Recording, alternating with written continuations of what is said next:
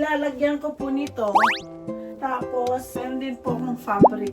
Fabric softener na mabango. Di ko po lahat nilalagay sa dryer.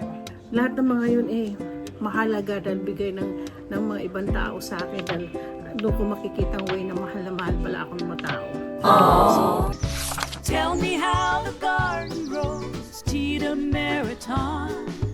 Warm hands guide the soil where the hope is sown. Okay, magandang tanghali. Tanghali na po ako nagising. Hindi po ako nakapag-church. Pero mamaya magba-Bible study ako. So ngayon tanghali, anong oras na nagising? Siguro mga 12, halos 12 o'clock na po ako nagising. Kaya po ako medyo tanghali na. So, tingnan ko, wala akong pagkain. Anong gagawin ko ngayon? So, gumawa po ako ng ginagamit ko po yung mga regalo sa akin nung Christmas. Itong monitor na to. At gumagalaw siya. Oh!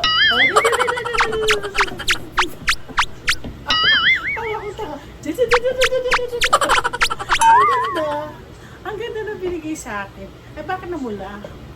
Ba't biglang natakot sa akin. Oh, nawala na siya. Ulitin po natin. Naulitin po natin ito. Ayan. Kasi, tapos, gumawa po ako ngayon ng hindi pa ako nag-video vlog. Gumawa po ako ng adobo. So, yan po ang kakainin ko ngayon. Hindi pa ako nagtatanghali. So, kanina nagising ako ng mga 7 o'clock para mag-breakfast, para makainom naman mainom ko yung gamot ko. Balik tulog. Naantok talaga akong hirap. So, ngayon ang ginagawa ko, naglalaba ako. Pakikita ko sa inyo. So, ito po yung aking hinihintay niluluto. So, habang po ako ay namamalansya po ako. Ako po ay naglalaba. So, may isang oras pa po. So, habang plancha ko nasa loob ng spare room ko, magulo ang spare room ko ngayon. So, ito medyo, lagay ko muna kaya sa slow fire. Para medyo, balikan ko na lang siya.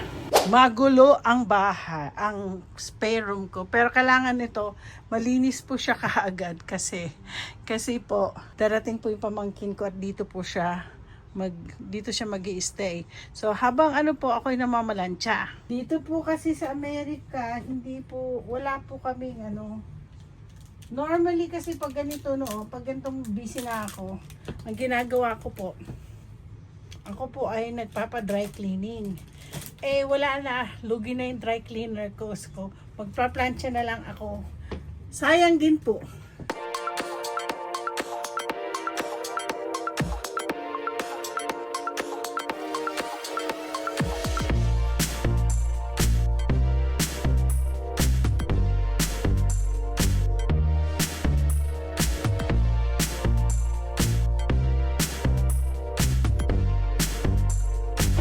So, luto na po ang aking adobo.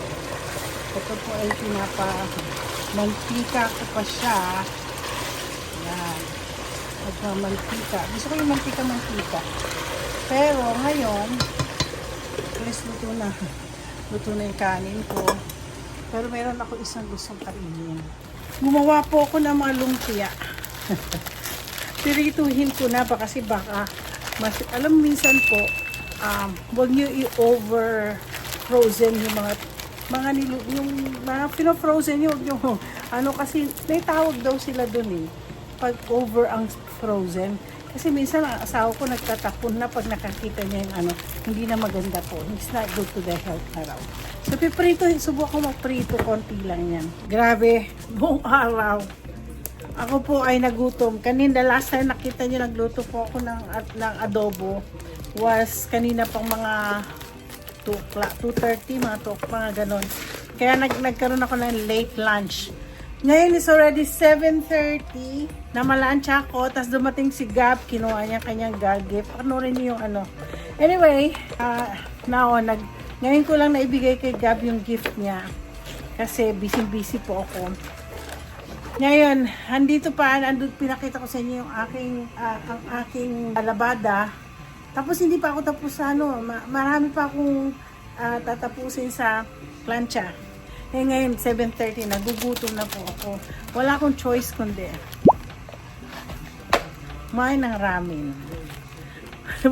Hindi na po, ayoko na kumain ng adobo kasi yun po kinain ko kanina. Ngayon, subukan ko ito muna kakainin ko ramen. Okay, hindi pa talaga tapos ang labada ko. gutom na po ako, 7:30. 7:45 na mag-showtime na. Anyway, hindi po ako magla-live ng 8. Bukas papasok na ako. So, abangan na lang niyo po ako pag Saturday night at saka Sunday ng tanghali. Gawa talaga akong paraan na makipag-usap sa inyo at hindi ko nga alam kung ano mga content ko. Kanina nga po nag-chat kami ni Rowel. Sabi ko wala akong mai-chat, wala akong magawa, wala akong mai-content. Naglalaba, plancha, nagluto kang adobo ngayon. Sabi niya, yan ang content mo, sabi sa akin ni Rowel. Meron ako, ano pa yan, papakita ko. Buong araw ko, itong aking content sa isang araw na ginawa ko. So ngayon ako po kumakain ng ayoko na kainin yung aking adobo kasi yun ang ulam namin bukas sa opisina. Tsaka nagboil ako ng itlog. Tapos ito asawa ko naman ang kanyang what are you eating, honey? You're eating instant oatmeal. That's our dinner, our instant oatmeal.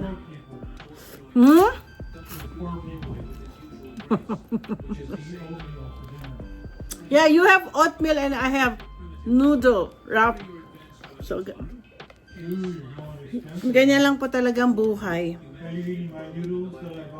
No, I'm not eating your noodles. This is my own noodles, son.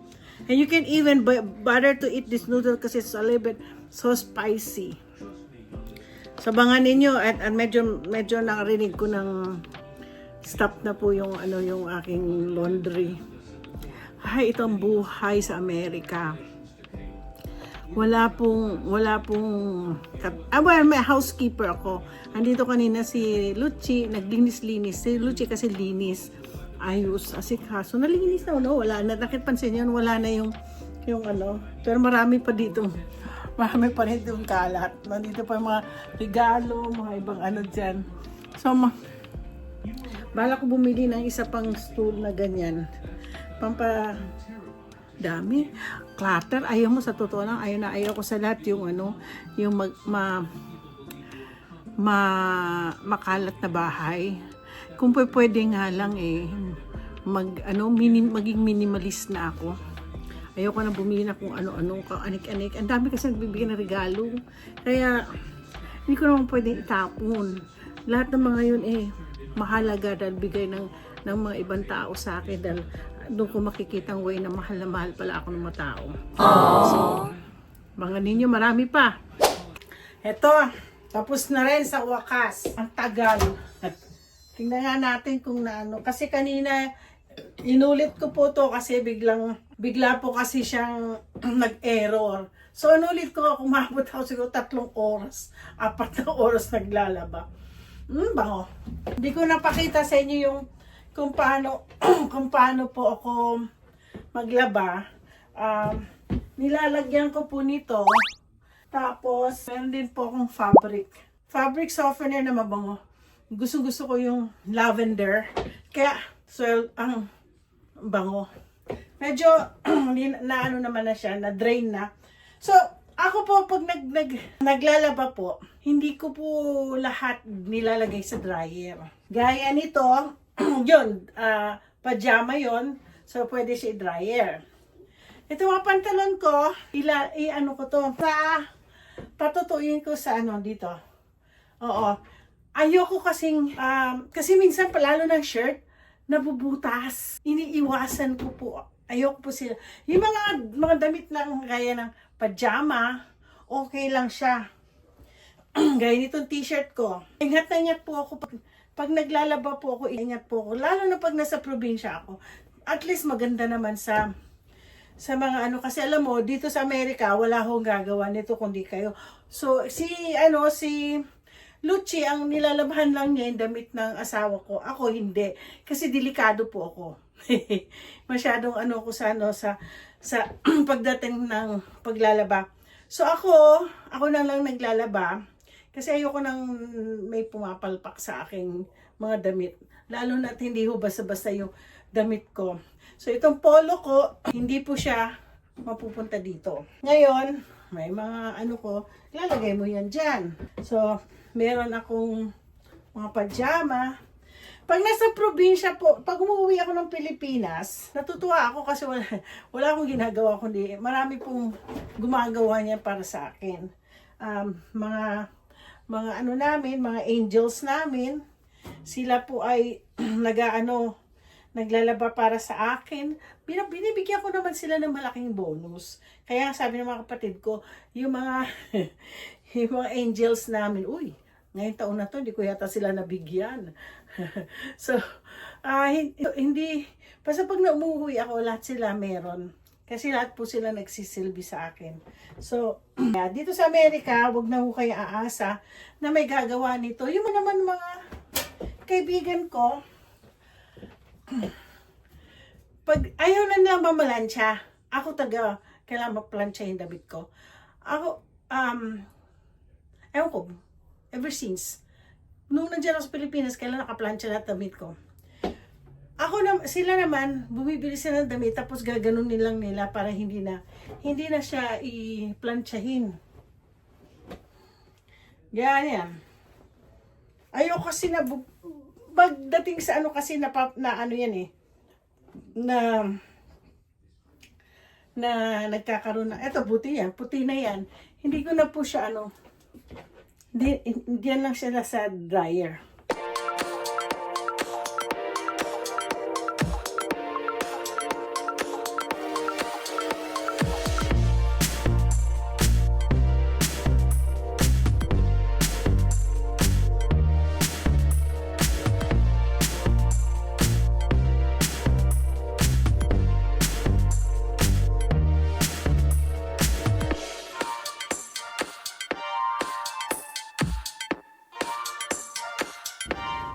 Okay, dito po ako sasampay pag wala, syempre winter na po sa labas, umuulan. So dito sa aking pantry, actually ito ang aking dating breakfast nook, ngayon naging pantry na ng aking naging pantry na siya. Hindi naman ako pwede mag-extension kasi bawal. Kailangan talagang may building permit po. Bawal. Konti lang na ano. Kaya nga po yung gagawin kong patio, hihingian ko pa ng permit yan kasi gagawin ko para siyang another living room na pwede mapusa ako pupunta doon. Oo. So anyway, sa araw na to, itong buong Sunday na ginawa ko, mamaya-maya na lang patapos ko mamalan. Mayroon pa akong paplantsahin. Buti nga to ko, konti lang eh. Yung last time yung puro puti ko ang dami, kaya marami po akong paplantsahin. So anyway, ganyan po ang buhay sa Amerika. Iniisip ko nga ano i-content ko ngayon na ako'y busy. Siguro itong sinasabi ko sa inyo, ito yung buhay ng mga workers dito sa ako kahit nasabi mo, kaya lang hindi na rin pwede kasi marami na po akong mga appointments, i-meet ko yung mga client ko, tapos goodbye na mga t-shirt. kailangan ko gawin ko rin mga puti kong damit kasi puro kailangan maging medyo business class na aking isusuot. Ay, nako, anyways. So anyway, salamat po at sana na-enjoy kayo dito sa buhay Amerika na walang katulong. Wala pong katulong at ako lang po talaga ang gagawa at tatrabaho dito sa aking sa aking bahay. Yeah, ayoko kasing ipaano gusto ko ako lang gagawa. Kasi minsan ayoko na pag may mahal ang binibili mong damit, tapos biglang may butas, may nangyari. Kung ako gumawa, okay lang. Pero maingat po ako. Okay, don't forget to like and subscribe.